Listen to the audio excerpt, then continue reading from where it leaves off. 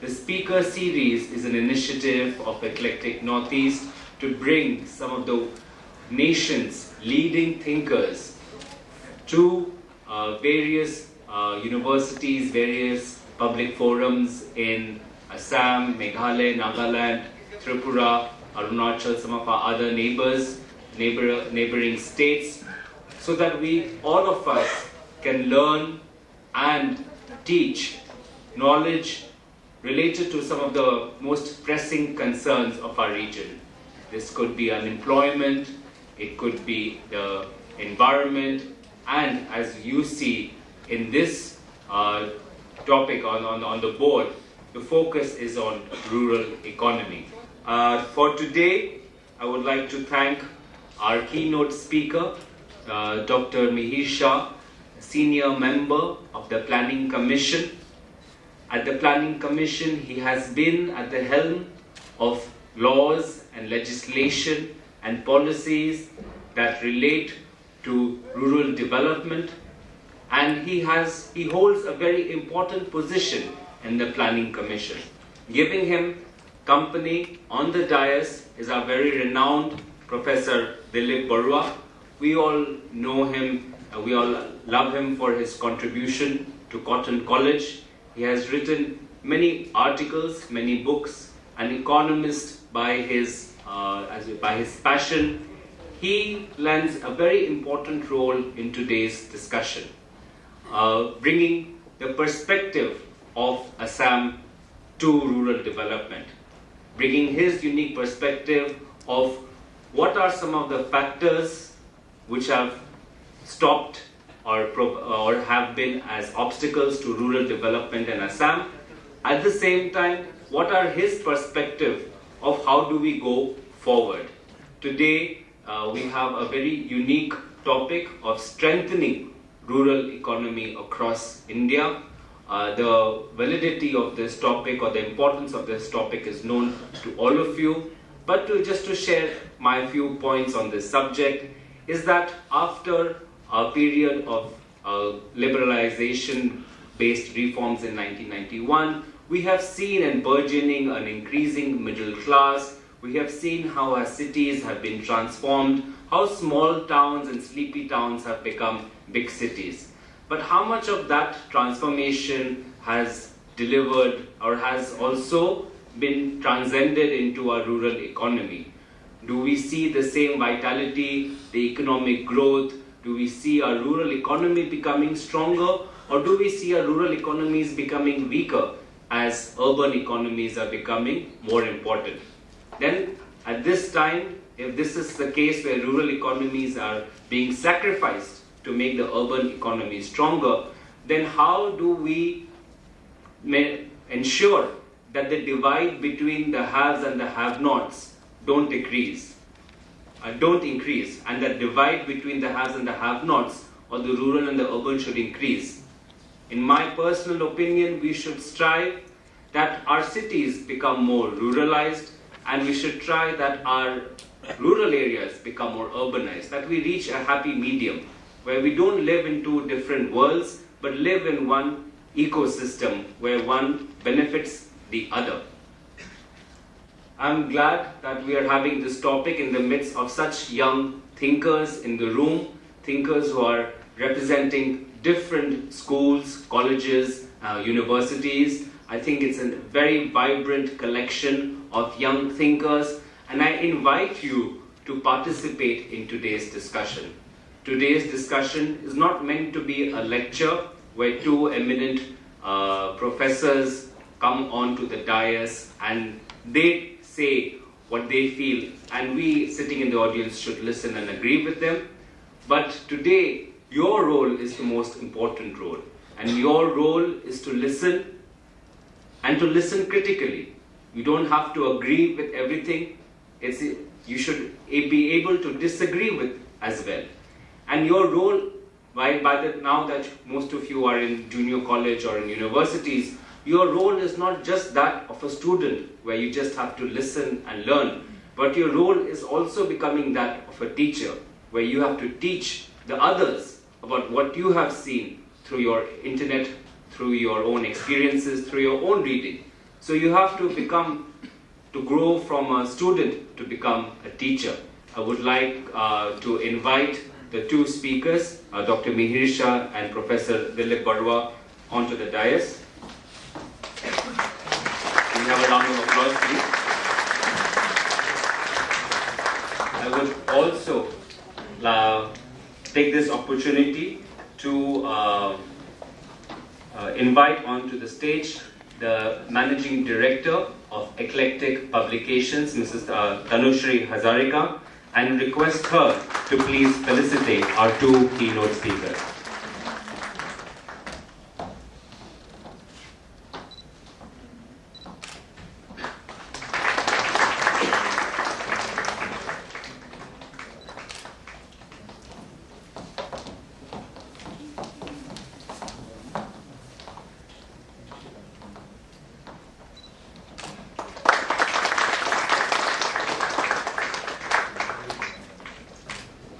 Thank you, Gaurav, and thanks to Eclectic for giving me this opportunity. The interactions that I really value most are those with young people.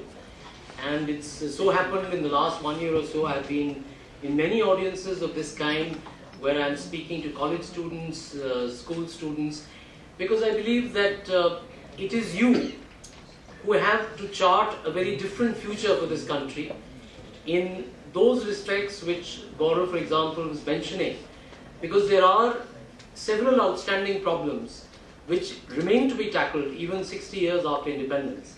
And I really look forward to the younger generation, to all of you, who I believe bring a fresh perspective to every issue that you address. And it is the need for a fresh perspective that is now being recognized by the government. You may know that we have just completed the formulation of the 12th five-year plan. The 12th five-year plan will run from 2012 to 2017, and that plan is now in place.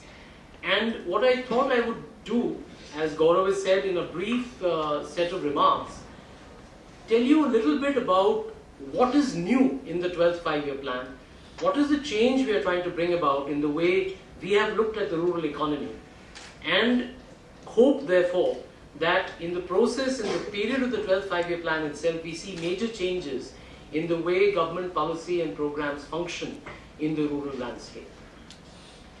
I'll begin by saying that the most important issue that I believe faces the country, in fact faces the world, and which is the foundation not only of the rural economy but the whole of the Indian economy, is the issue of water.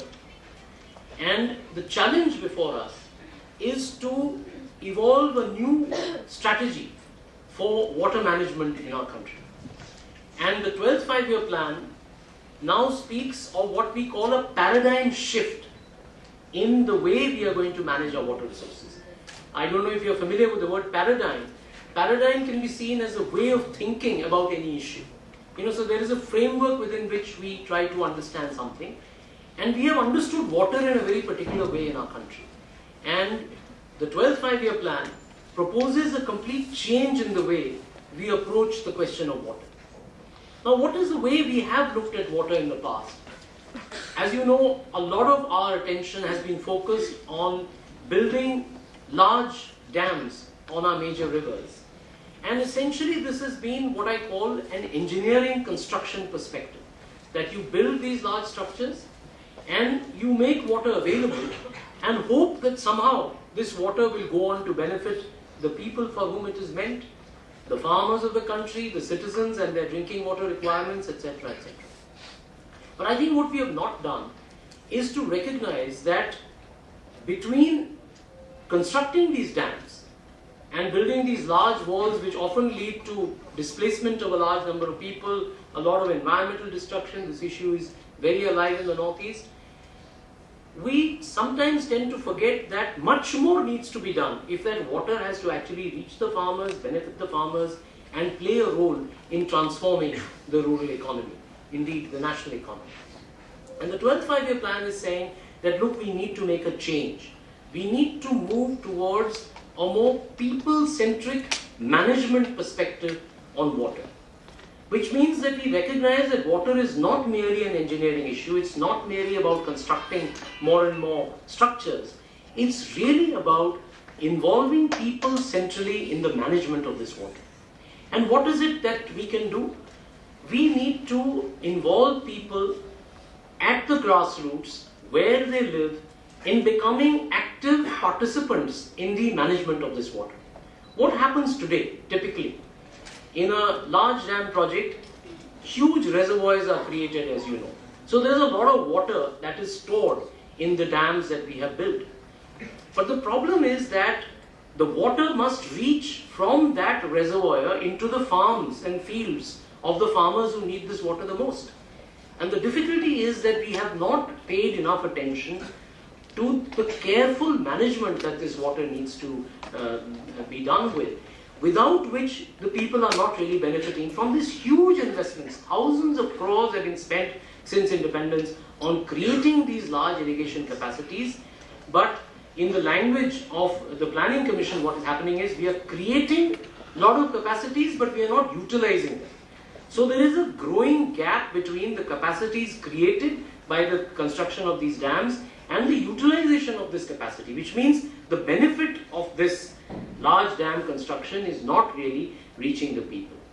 Now, the 12th five-year plan, as I said, suggests a paradigm shift, but before I describe to you what that is, the main thing you need to recognize is that all that we are proposing is already happening in some part of the country or the other. It's not that we have invented these solutions from the middle of nowhere. Actually, in many places, including the work done by my organization Samaj Pragati Sahyog, but by many other organizations and even by certain state governments, there is good work happening on the ground.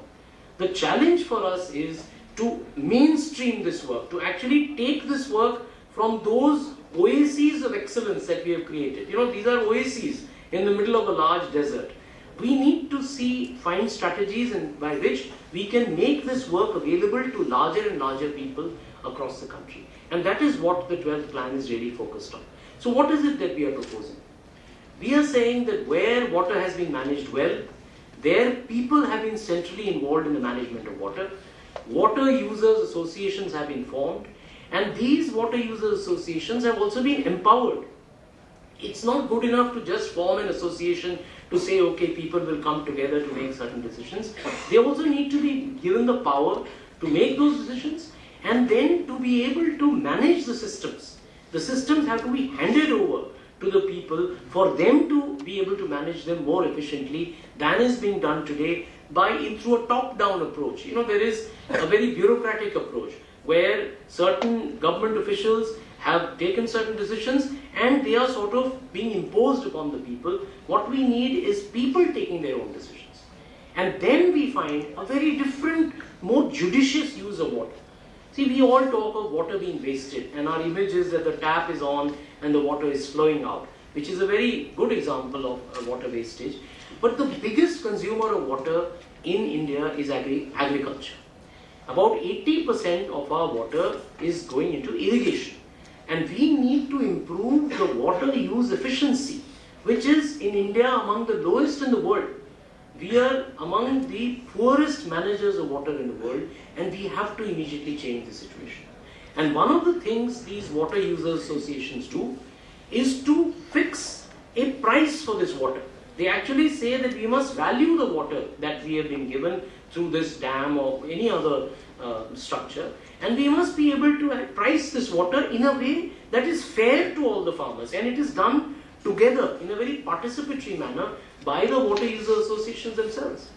So once farmers start paying the adequate price for water, they are also very careful in the way they use the water, because then they will not continue to grow sugarcane in a drought-prone area.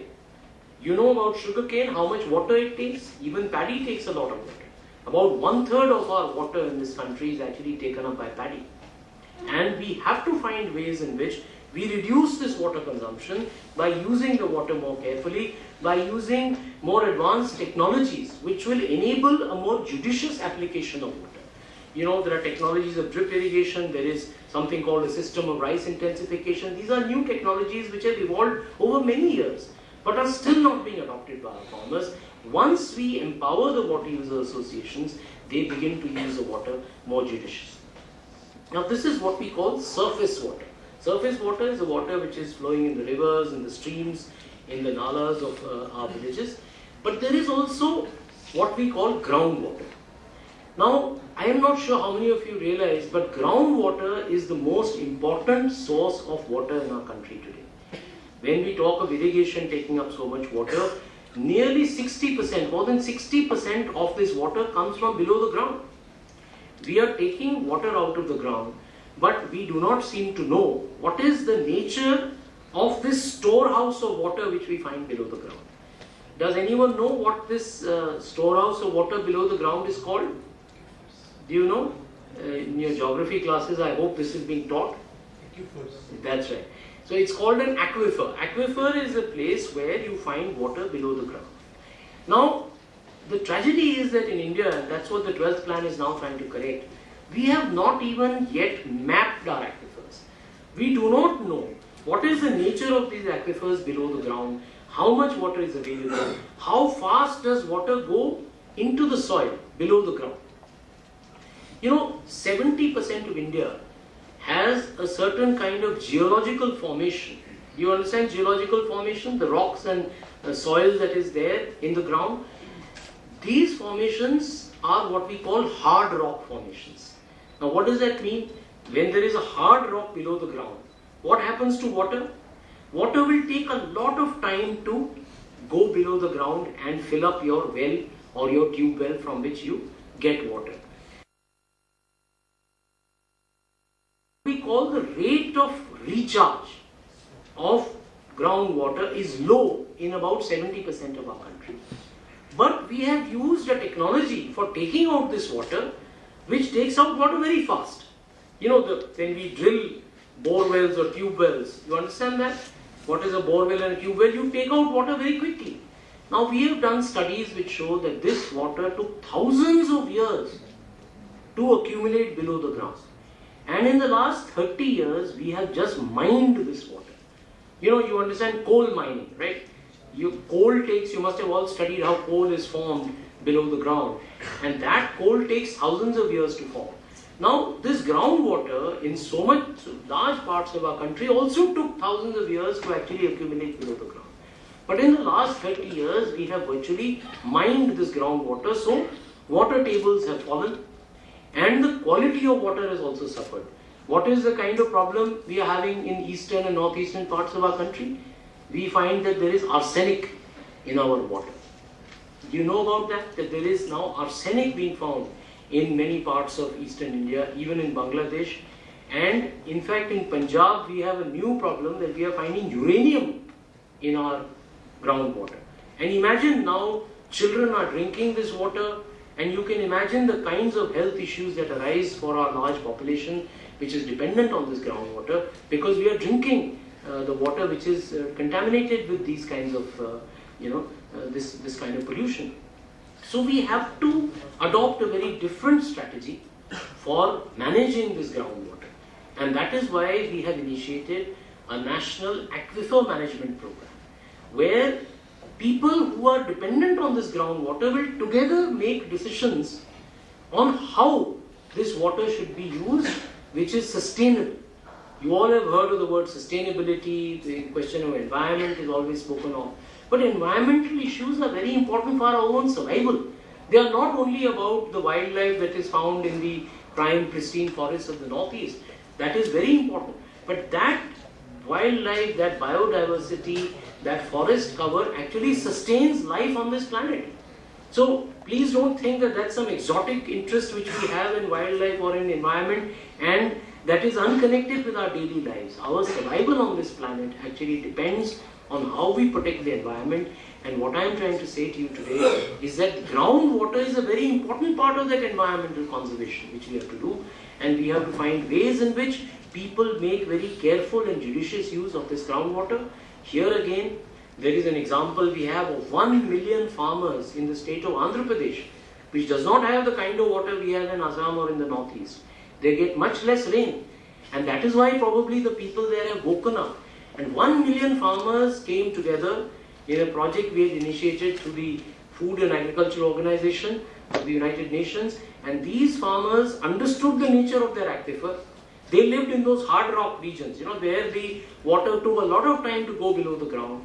They came together to collectively manage the groundwater in a sustainable manner.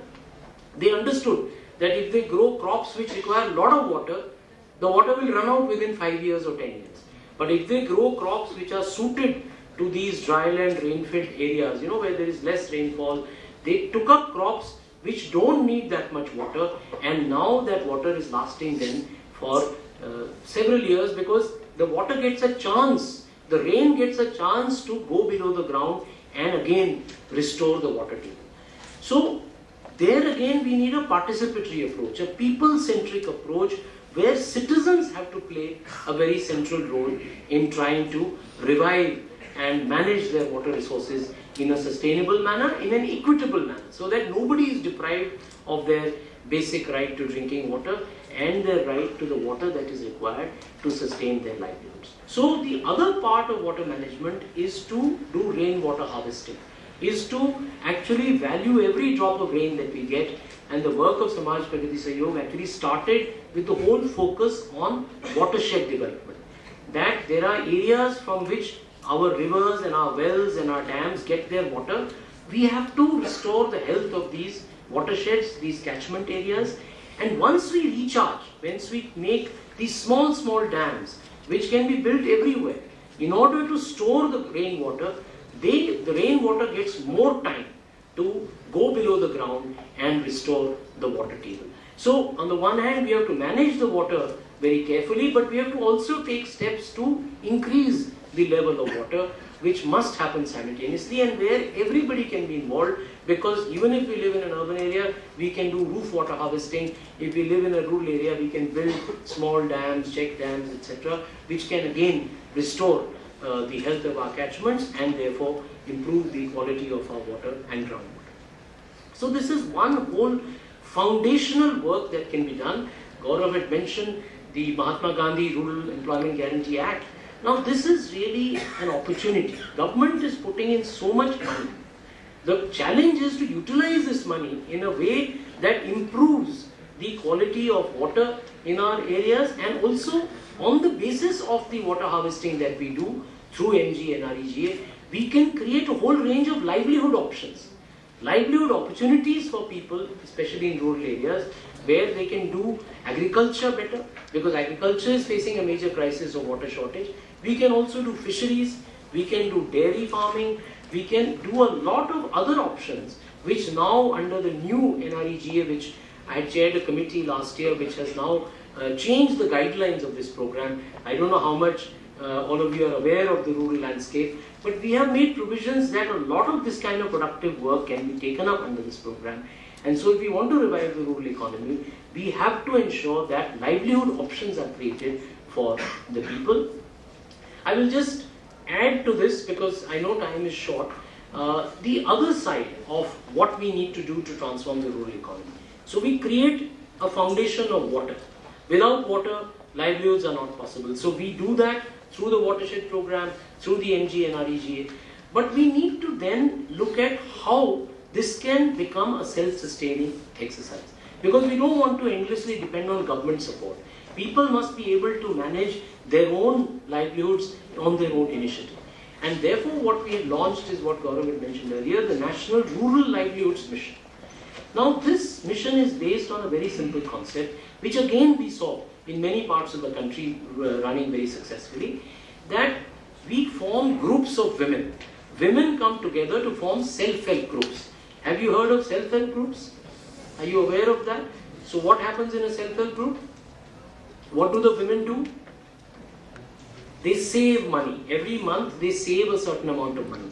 And imagine if 15-20 women get together and the group saves 100-200 rupees every month, and every person saves 100-200 rupees, it leads to a very large corpus which becomes available to that self-help group. Then that self-help group gets a loan from a bank. So based on the amount of savings they have done, they are able to leverage loans from banks, which then help them set up their own enterprises, improve their own agriculture, do some dairying, do some fisheries, etc. And that becomes a sustainable means of livelihood. After a point, they don't need to depend on the government, because these are all loan-based activities which become self-sustainable. In this process, what also happens is that you create strong institutions of the poorest people. So each self-help group has about 15 to 20 women, and about 200, 150, 200 of these groups come together. So you have about 3,000, 4,000 women coming together and then going to the market. See what happens in a market typically for a small farmer today. An individual small farmer, isolated, going to the market, faces a very hard time.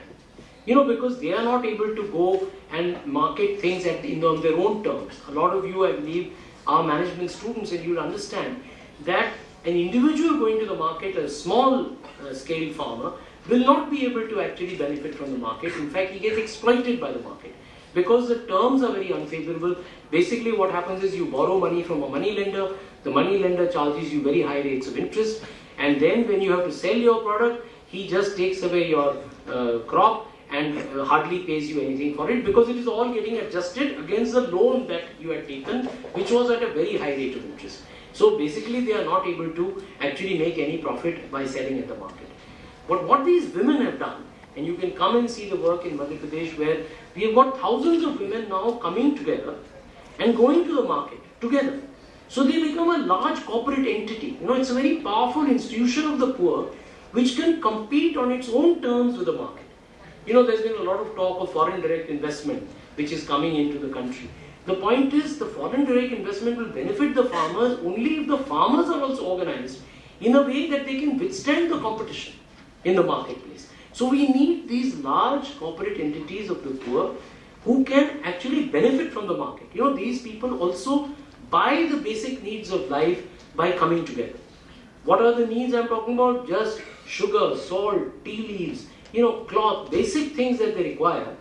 Earlier, the traders and money lenders used to be very exploitative towards them, because they were, taking advantage of the fact that these people were very weak compared to what the traders and money lenders were.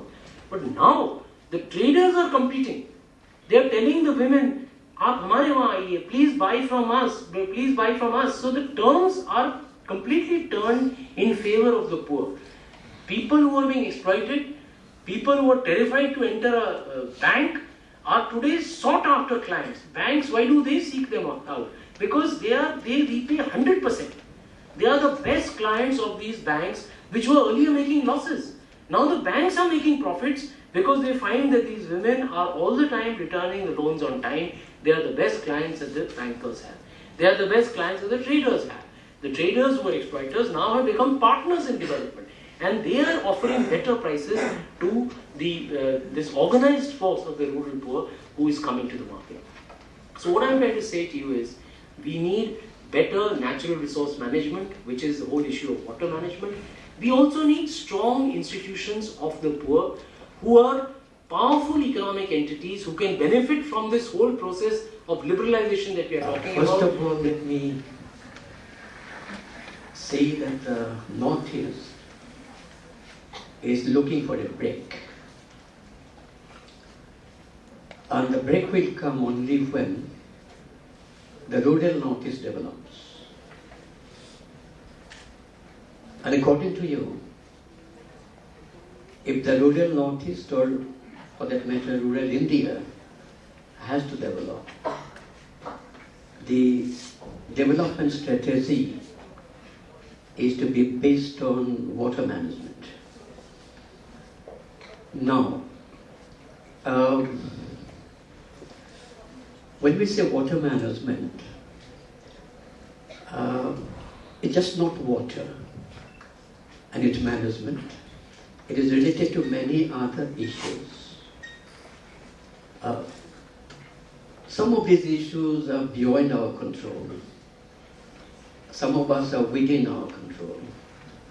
The issues which are beyond our control are issues like climate change. I mean, locally we can hardly do anything. In fact, it's a global issue. And if you go through the data, meteorological data in the Northeast, say in Assam, you find that the weather is changing quite significantly. Flowers bloom when it was no time for them to bloom. And you have no water when it should have been raining. You know, everything has changed. The weather cycle has changed. So how to cope with these changes? Then you have issues like the Brahmaputra. The Ganga is drying up, I'm told. And the Brahmaputra, our lifeline, is under threat right now. It's an international river, I know. But the reports are very, very disturbing that the Chinese are, going to divert water from the Brahmaputra, divert it to the desert areas in China. Now, this is something over which the state government, I don't think, has any control. It has to have the, support of the central government and also the International Water Authority, our conventions that we have. Apart from all this, what happens is, basically, we need water. I'm making a speech, I think I should have put a question to you. Basically, we need water because it is the most essential input to raise output, agricultural output. But what we find sometimes is, the farmer has produced more output. I think you have referred to that once. The farmer has produced more output. The problem is low prices. And 20 miles away, maybe 15 miles away, the price of the product is very high. But at the point of production, the price is very low.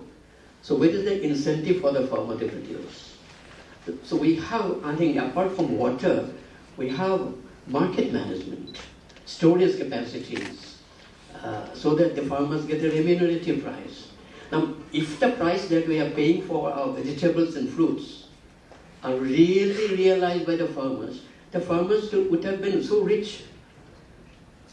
We are paying a very high price, and they say that we are not getting a high price. So I think the main issue is, yes, water, yes, but then the supporting system, I think, is very, very important. So my question to you is, what in your view should be done by the state government, government of Assam and the government in the Northeast, 8 of us now, 7 sisters and 1 brother, what shall we do together to face these new challenges, over which we have some control, over which we do not have any control?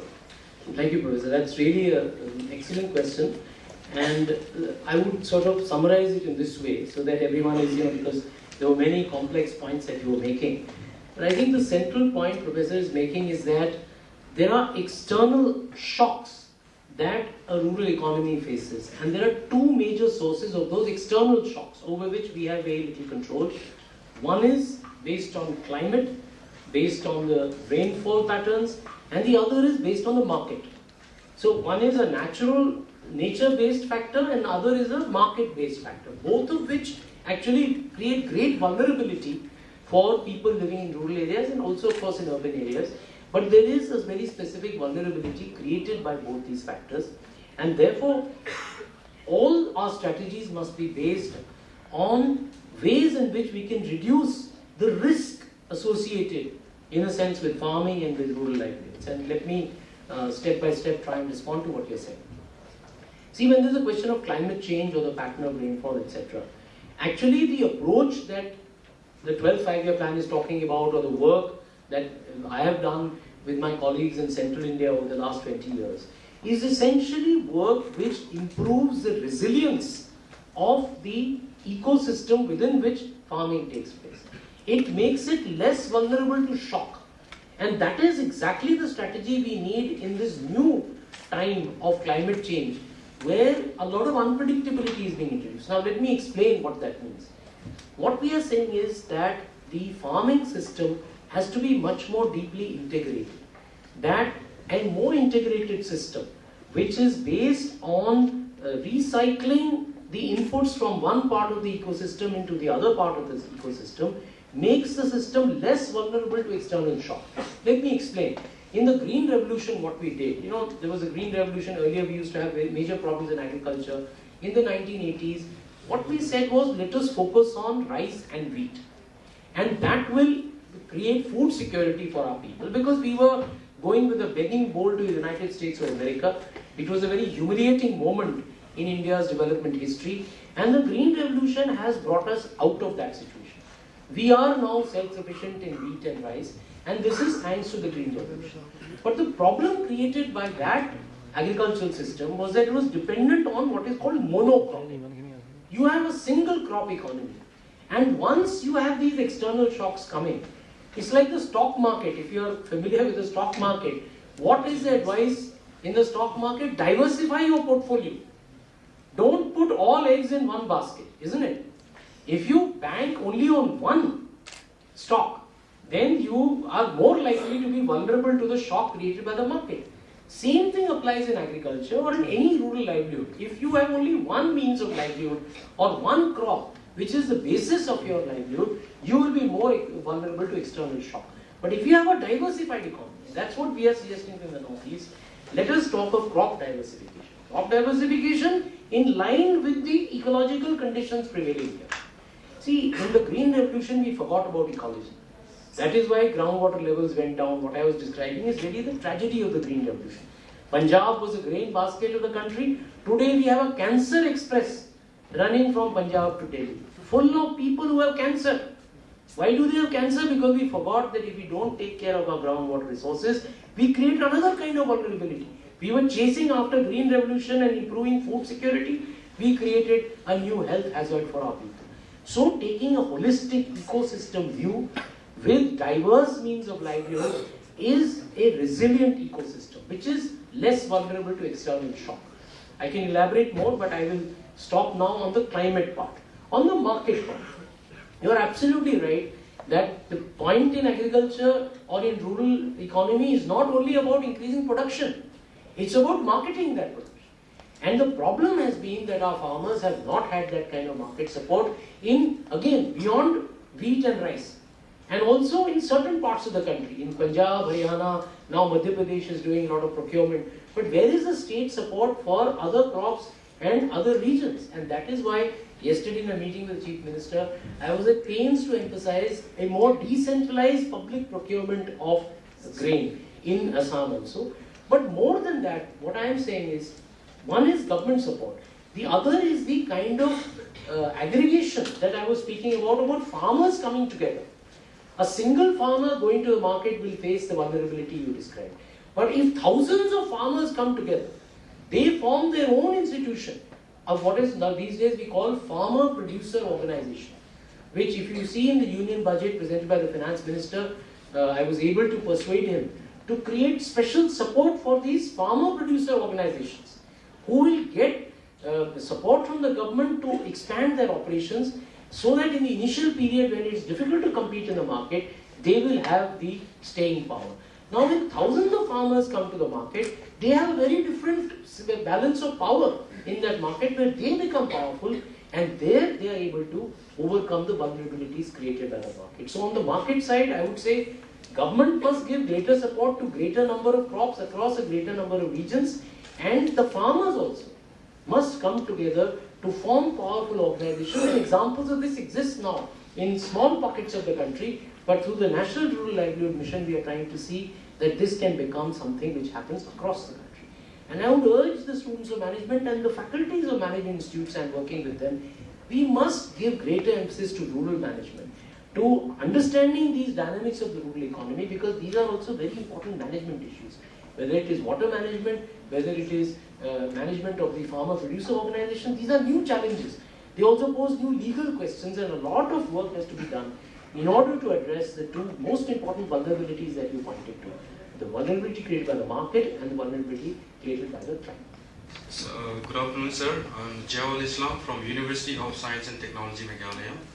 And sir, basically what I found in the field is that in Panchayat Raj institution, practicing Panchayat Raj institution toward the developments of rural people, there is a discrimination in the distribution of the rights, and people are not so aware about the RTIs and the right and duties.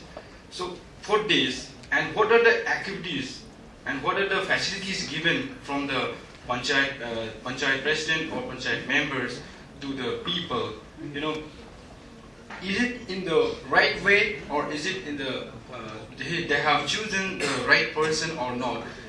there should be some sort of action group or some group should be developed, and that can be monitored whether they are choosing the right, because in rural area I found that the person who is not qualified for the IAY, the person who is not qualified for the PMRY, they are getting. The person who is having bike, the person who is RCC building, they are getting the IAY. So Egypt, the government is taking initiative for choosing the right person or not. So there should be a development of action group in that. Good afternoon, sir. My name is Christian Chitani and I am from Nerim. So in the past we have seen that there was an increasing trend of farmer taking loan for purchasing tractors. But today we see that farmers are actually scared of the word called tractors in certain states. This is because when the farmer is unable to repay his loan, his land gets sold at a very low price, his house gets sold, and he has nothing but a solution of suicide. And so, but in the similar case of industries, when we see that the industry is unable to repay his debt, he can apply to an institution called Sikh Industry Institution, where 80% of his debt are forgived. I mean, he doesn't have to pay 80% of the debt. So my question to you is, like, has there any provision been made in any of the 12th plan, like till now, for a similar kind of institution where a debt of a farmer can be forgiven? You know, the first one is about loans farmers take and the fact that it often leads to suicides. It's exactly right. But you know, this thing of waiving of loans, which was done earlier, is something I am not in favor of. You know, when you say that I will pardon your loan, etc., that actually destroys the integrity of the banking system. And let me explain that, because this was a very important issue and it was a big initiative taken. But to be honest, I am not really in favor of that kind of approach. And I'll explain why. The alternative approach is what we are trying to do through the National Rural Livelihood Mission, where in a sense what I was describing to you, these women coming together, they are taking loans and giving loans. They are actually forming a bank of their own. As you know, that in the recent budget, the finance minister has announced a women's bank. Now this idea comes from these small banks that are being set up by women themselves, who are being able to give loans to their members with a 100% repayment rate. See, once you have a situation like that, you are sure that the next loan that you give is also going to come back, and the corpus of that institution actually grows. So this is a sound financial institution based on the sound principles of managing finance. If you start saying that, you know, we will forgive the loan of a farmer, you actually then create a very big syndrome of dependency of farmers. Why do we always want people to be dependent on the government? We must create strength among the people. They must have their own economic and their own political strength, which comes when they set up strong institutions of their own. And that should be supported by a public sector bank. We already have NABARD, which is a refinance institution for farmers, so it's not that that institution doesn't exist. But that by itself is not a solution.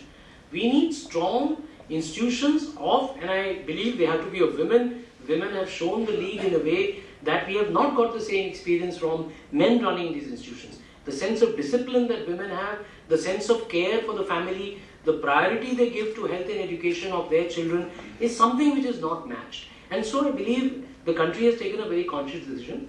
We go in for supporting these strong institutions of women which are local, but which are tied to banks in their own regions, which are public sector banks, so that we have a good relationship which sustains this process, so that tractors will continue to be, you know, bought and used, etc. Other assets should be bought. It will not be a one-off thing where somebody had a problem and then, you know, they come and plead that please forgive my loan, etc. We should not reach a situation. Prevention, as you know, is better than cure. So we do something which prevents this suicide from happening, rather than acting after the event and then try to say how we can provide relief. We must get out of this relief provision, welfare provision mentality to a more rights-based, empowerment-based approach. And that is the kind of shift that we are seeing in government policy. Thank you, Dr. Mihir Shah, and thank you, Professor Baruah, for a very engaging meeting of the minds, as Dr. Mihir Shah said.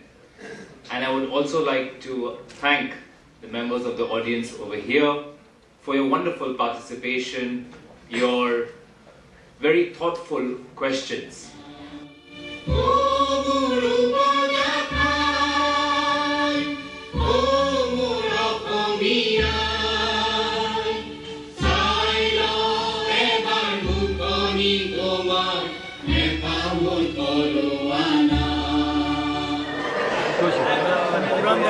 had seen today was very entertaining. First of all, it was very inspiring from Dr. Mihir Shah, whatever he said. There were various issues discussed like water management and then how the rural economy can be developed. And the issues were very at the grassroots level, like how the people should develop at the grassroots level, and also how the management people should like put in their efforts so that we can develop our rural economy and bring it par with the urban economy as well. So I hope like we can take an initiative, all of us can do a proper role and we can take a step forward. About the event, it helped me gathering knowledge about rural India and all other improvements in the government undertakings that are going on, the plans that have been taken, the water management skills mostly, the FDI about the FDI and many other things about the rural development of the India. It was a very interactive and knowledgeable session for me.